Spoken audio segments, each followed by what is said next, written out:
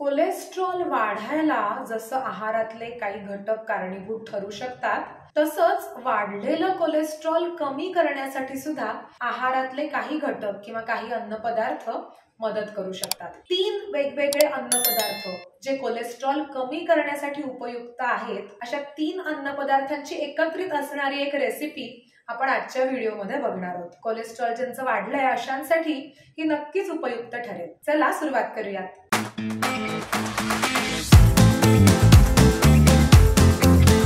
नमस्कार, मी डॉक्टर तेजस।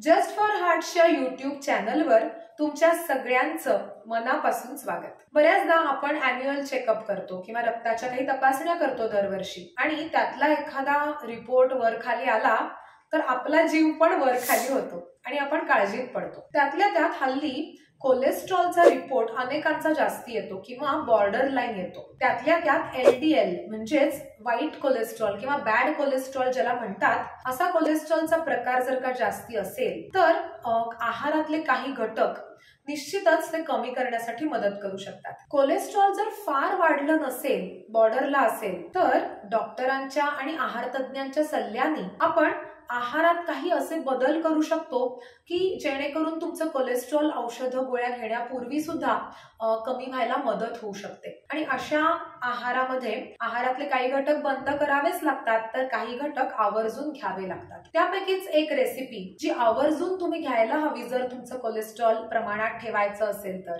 ती रेसिपी आपण आजच्या व्हिडिओमध्ये बघतोय। आणि त्यामध्ये कोलेस्ट्रॉलसाठी उपयुक्त असे 3 घटक आहेत किंवा 3 अन्नपदार्थ आहेत। ते 3 अन्नपदार्थ मी पहिल्यांदा सांगते, म्हणजे कदाचित रेसिपी तुम्ही गेस करू शकाल। पण रेसिपी गेस करून थांबू नका, पण पूर्ण व्हिडिओ बघा, कारण की ह्या रेसिपी मध्ये अनेक खाचाखोचा आहेत त्या मी सांगणार आहे, आणि ही रेसिपी किती प्रमाणात आणि कधी घ्यायची हे पण मी सांगणार आहे, ते पण खूप महत्वाचं आहे। तर हे 3 इन्ग्रेडियंट्स आहेत। पहिलं जवस, जे कोलेस्ट्रॉलसाठी अतिशय उपयुक्त म्हणलं जातं, कारण जवसामध्ये ओमेगा 3 फॅट्स असतात।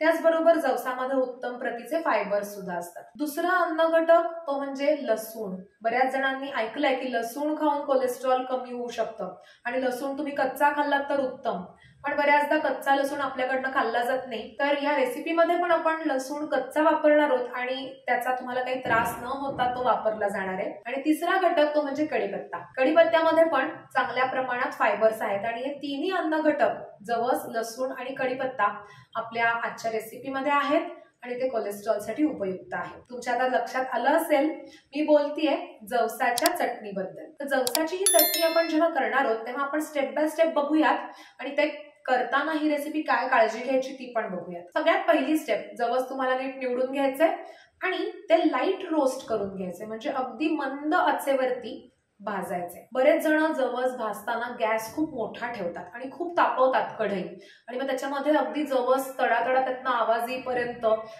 ते भाजतात, आणि त्यातनं खूप धूर पण येतो। अशा वेळेला जेव्हा असं होतं तेव्हा एक लक्षात घ्या की तुम्ही जवसातले जे चांगले गुणधर्म आहेत किंवा चांगले फॅट्स आहेत ते वाया घालवताय किंवा त्याचे ते गुणधर्म नष्ट करताय। त्यामुळे जवस नुसतं कच्चं खायला जरा अवघड आहे, भाजून खायला हरकत नाही किंवा चटणीत भाजूनच आपण घालणार आहोत, पण ते अगदी लाईट रोस्ट करायचे, अगदी कमी तापमानावरती त्याला छान भाजायचं आहे। फार जास्ती भाजू नका, अगदी करपवू नका, पण गरजेपुरतं निश्चितच भाजून घ्यायचे। तुम्हाला थोडीशी एकदा भाजून झाल्यावरती चावून बघा ते जवस, ते आरामात चावलं जर का जात असेल तर ते गॅस बंद करायला हरकत नाही, ते भाजलं गेलंय छान। दुसरी जी स्टेप आहे ह्याच्यामध्ये जवस भाजून झाल्यावरती, ती म्हणजे तुम्हाला कढीपत्ता ह्याच्यात आपण जो घालणार आहोत तो थोडासा कुरकुरीत करून घ्यायचा आहे, कारण कढीपत्ता कच्चा घातला तर चटणी लवकर खराब होते आणि त्यात पाण्याचं प्रमाणकरण बरंच जास्ती असतं। त्यामुळे कढईमध्ये थोडंसं तेल घ्यायचंय आणि त्याच्यावरती कढीपत्ता छान परतायचा आहे। हे करतानाच तुम्ही त्याच्यामध्ये जर का तुम्हाला लाल मिरची घालायची असेल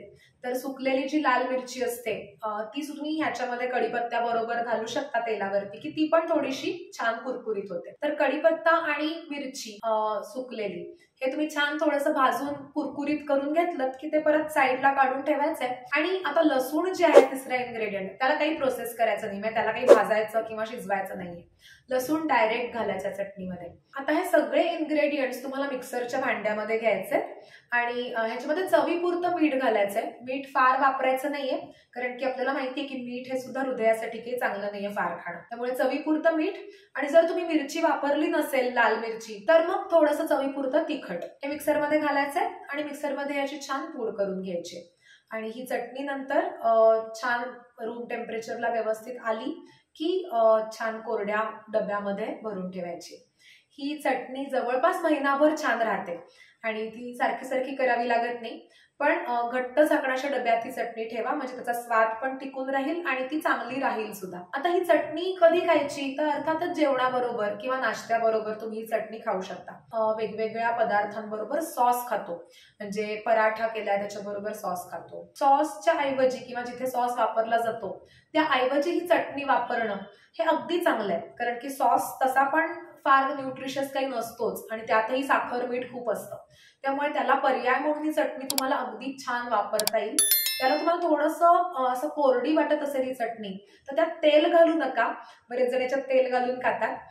त्याच्याऐवजी याच्यामध्ये तुम्ही दही घालू शकता आणि मग मिक्स करून ही चटणी त्याच्यामध्ये खाऊ शकता, म्हणजे थोडीशी ओलसर चटणी होईल आणि तुम्हाला सॉस सारखीच कन्सिस्टन्सी त्याची मिळेल. तर ही चटणी तुम्ही कुठल्याही जेवणाबरोबर खाऊ शकता, पण ही रोज खायला हवी. म्हणजे जर का तुम्हाला याचे बेनिफिट्स हवे असतील तर ही चटणी दररोजच्या आहारात घ्यायला हवी. आणि ती किती घ्यायला हवी, तर साधारण 1 टेबलस्पून, म्हणजे 1 मोठा चमचा जो पोहे खायचा चमचा असतो तेवढा भरून कमीत कमी ही चटणी तुम्ही आहारामध्ये घ्यायला हवी.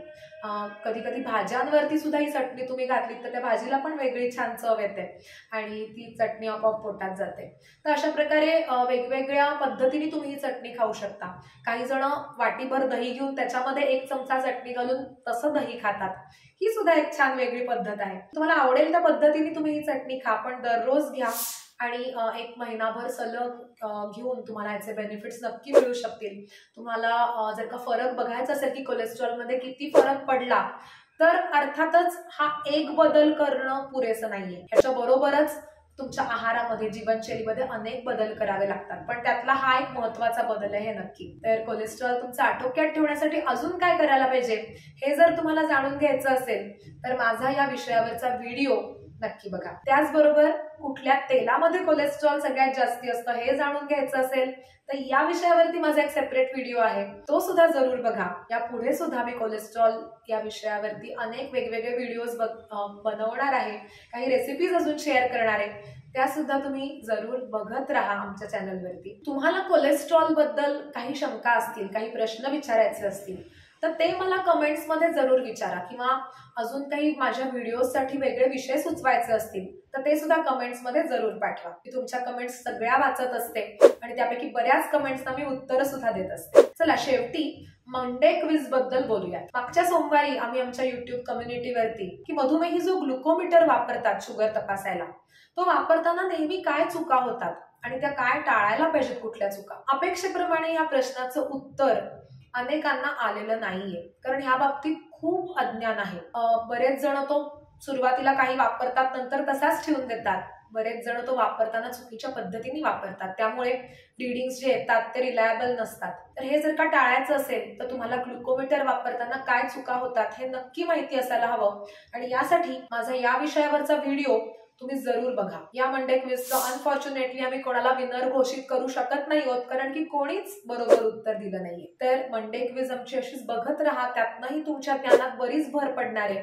आणि माझे दर मंगळवारचे व्हिडिओज तसंच आमच्या चॅनलवरचे बाकी इतरही व्हिडिओज बघत राहा, जेणेकरून तुमचा डायबिटीस आणि इतर जीवनशैली विषयक आजारांबद्दलचा दृष्टिकोन नक्की बदलेल, अवेअरनेस वाढेल आणि तुमच्या आरोग्यासाठी ही नक्कीच एक महत्वाची स्टेप ठरेल. चला असंच भेटूया पुन्हा दर मंगळवारी संध्याकाळी 7 वाजता जस्ट फॉर हार्टच्या युट्यूब चॅनलवरती. धन्यवाद.